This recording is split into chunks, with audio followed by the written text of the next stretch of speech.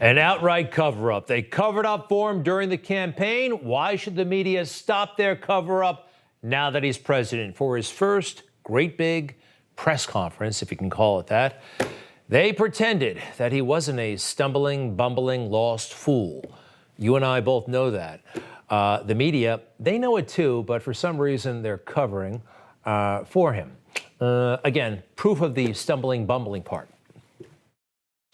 Okay, hang on. Sorry. Oh, Sing Ming, Miss Kim. Okay, where am I here? Let me see.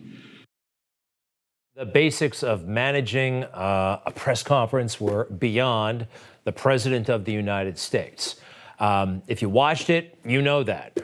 Now, the media watched the same thing, the stuff that you just saw, but they couldn't have anybody see that for a mass audience at night, so they polished it up, all very, very nice with their clever editors and producing techniques, and, well, here's what they came up with. At his first press conference since taking office, President Biden laying out a new target for COVID vaccinations, 200 million shots in his first 100 days. I know it's ambitious, twice our original goal, but no other country in the world has even come close, not even close to what we were doing. I believe we can do it. Wow, so impressive and decisive. That's where he's reading. You can see he's reading. Again, this was one of the most bizarre episodes a president has ever been in charge of. Watch again. So the best way to get something done, if it holds near and dear to you that you like to be able to, anyway, we're going to get a lot done. Lost from beginning to end. But if you edit it just so, you'll be able to make Joe look kind of like he's president.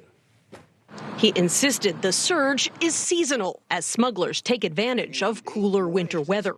Does anybody suggest that there was a 31% increase under Trump because he was a nice guy and he was doing good things at the border?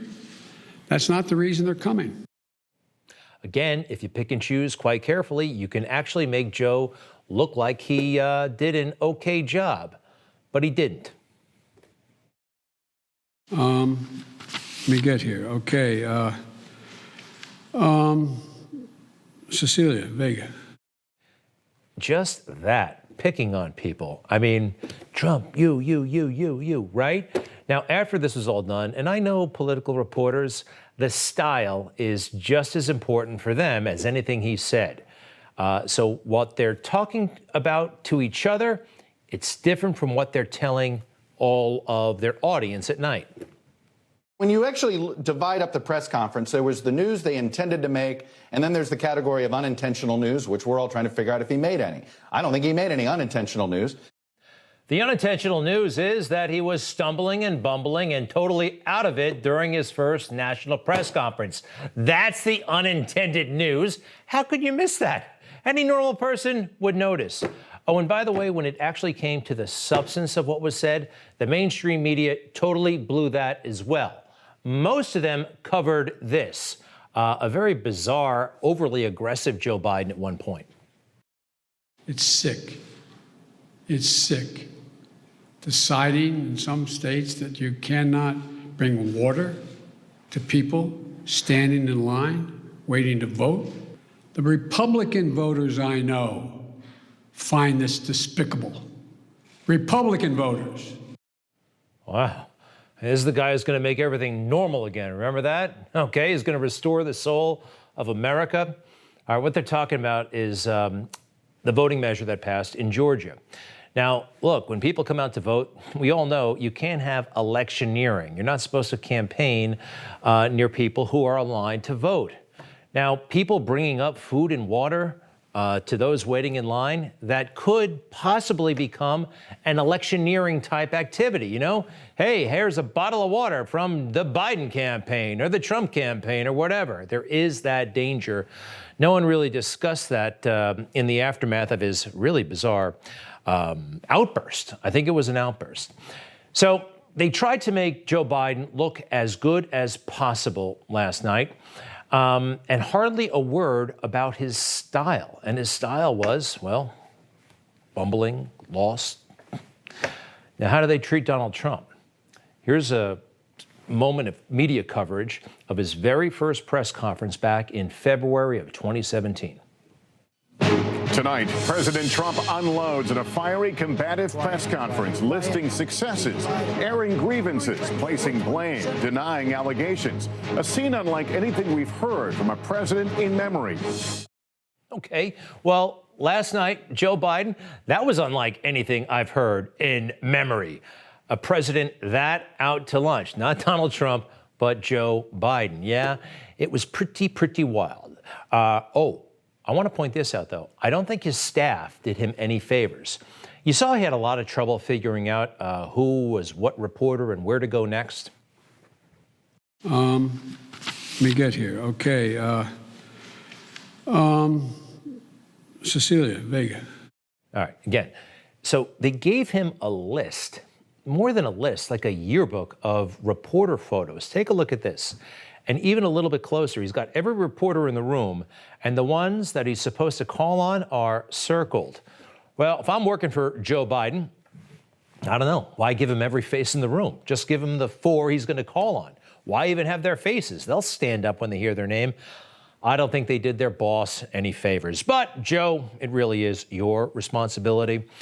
Editing and making things look good or making things look bad. Folks in television do it all the time. And you know what? I'm guilty of it every now and then. If you want to make a point, you know, sometimes you ignore the stuff that undermines your point, or you highlight the stuff that makes it. I try to be honest about it, though. Mainstream media were not honest, and they weren't even kind to that cop in Georgia last week. I'm talking about Jay Baker on the right there, the spokesperson in the aftermath or for that horrible crime at the Asian salons in Atlanta. Jay Baker, they made this guy out to be a monster because, well, watch. Captain Jay Baker's description of the suspect's frame of mind was outrageous. And he was pretty much fed up and kind of at the end of his rope, and yesterday was a really bad day for him, and this is what he did. I couldn't believe that a police captain was recounting the bad day that the killer had. The Cherokee County Sheriff is apologizing after his department spokesman said this regarding the alleged shooter. Really bad day for him, and this is what he did.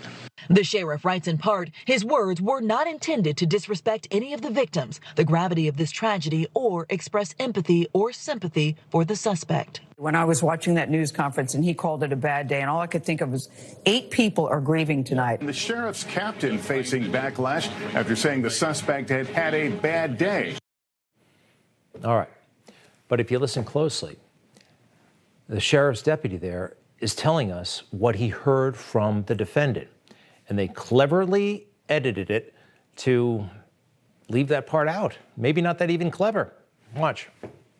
When I spoke with investigators, they interviewed him this morning, and they got that impression that, yes, he understood the gravity of it, and he was pretty much fed up and kind of at the end of his rope, and yesterday was a really bad day for him, and this is what he did. So if you listen, he's talking about the investigators. He's citing the investigators. He's not the detective, the lead detective. This is what the investigators told him. And I think they deliberately misinterpreted it. Look at this part of the press conference. He apparently has an issue, what he considers a sex addiction, and sees these locations as something that allows him to go to these places, and it's a temptation for him that he wanted to eliminate. Like I said, it's still early on, but those were comments that he made. Those were comments that he made. This is what he heard. He's trying to tell the public what they know. I thought it was pretty helpful, but they tried to cancel him for that. So you can see, they can make a president of the United States look good. They can make a cop look bad. And they can also make a president of the United States look pretty bad. It's time for some Trump truth. You are fake news.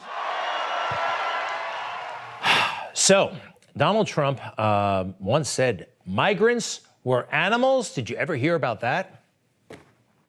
You wouldn't believe how bad these people are. These aren't people. These are animals. How could he say that about people who just want to come to America? Let's look at the headlines. President Trump calls some unauthorized immigrants animals in rant. Oh, key word there is some. All right, stay with us. He's talking about MS-13. He was asked a question about MS-13. They deliberately left that out, both in print and in the video that wound up on TV that night. Here's the whole clip. There can be an MS-13 gang member I know about. If they don't reach a certain threshold, I cannot tell ICE about them. We have people coming into the country, or trying to come in. We're stopping a lot of them. But we're taking people out of the country. You wouldn't believe how bad these people are. These aren't people. These are animals. Is responding to a comment about MS-13, possibly the most violent gang in the world right now, MS-13. How dishonest that they portrayed it differently, as if you were talking about everyone. How dishonest, but how typical. You just watched Newsmax TV, America's fastest growing cable news channel, now in more than 70 million homes. You can get Newsmax TV on your cable system or check your cable guide. And if your system doesn't carry Newsmax, call them, tell them you want Newsmax TV, because we're real news for real people.